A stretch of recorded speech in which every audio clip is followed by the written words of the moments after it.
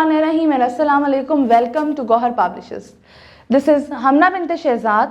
Our motto is redefining the geography of education through digital resources for conceptual learning. Dear teachers and dear students, आज के इस video lesson में हम देखेंगे गौहर उर्दू कायदा नर्सरी जमात के लिए का एक नया हर्फ और हर्फ हमारे पास है ज़्वाद। यहाँ पर हम देखेंगे ज़्वाद की बड़ी शक्ल, ज़्वाद की छोटी शक्ल, ज़्वाद का तारुफ और ज़्वाद की पहचान। जी ज़्वाद, आज हम देखेंगे ज़्वाद की बड़ी शक्ल और ज़्वाद की छोटी शक्ल को। इसका तारुफ भी देखेंगे, इसकी पहचान भी देखेंगे, इसकी लिखाई भी, और साथ साथ हम अल्फाज साजी की तरफ भी जाएंगे। जी, जैसे कि आप स्क्रीन पे देख सकते हैं, दाएं जानिब आपके पास ज़्वाद की बड़ी शक्ल है और बाएं जानिब छोटी शक्ल।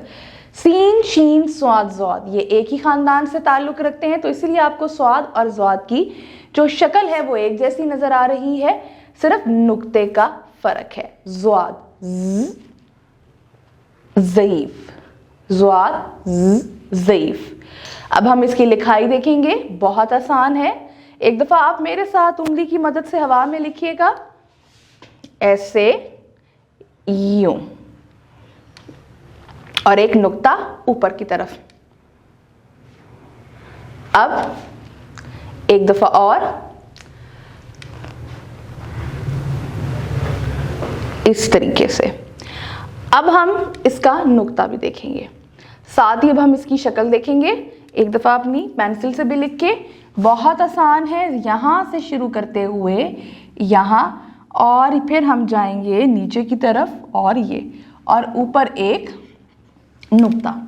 जब भी ज़्वाद आपने लिखना है तो ध्यान रखना है कि ज़्वाद भी लाइन से नीचे लिखा जाएगा। जब भी ज़्वाद आपने लिखना है तो आपने ध्यान रखना है कि ज़्वाद भी लाइन से नीचे लिखा जाएगा। ज़्वाद ज़ईफ़, ज़्वाद ज़ईफ़। अब हम इसको लिखेंगे ऐसे, लाइन से नीचे, ऊपर एक नुक्ता, लाइन से नीचे, ऊपर एक नुक्ता,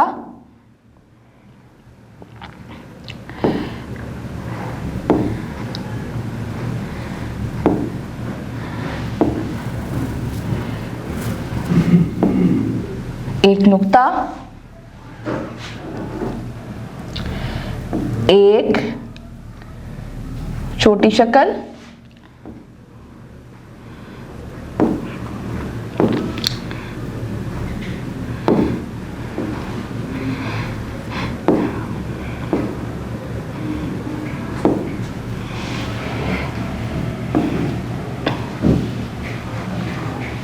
छोटी शक्ल,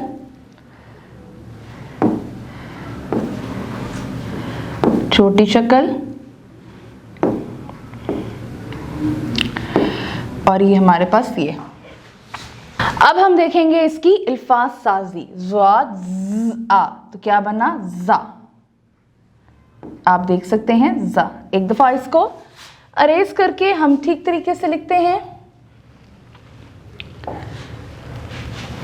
कैसे लिखेंगे? एक नुक्ता ऊपर रहने दिया, ऐसे, एक शोशा, और ये ज़ा। अब र ज़ा, क्या बना? रज़ा। बहुत आसान। ये,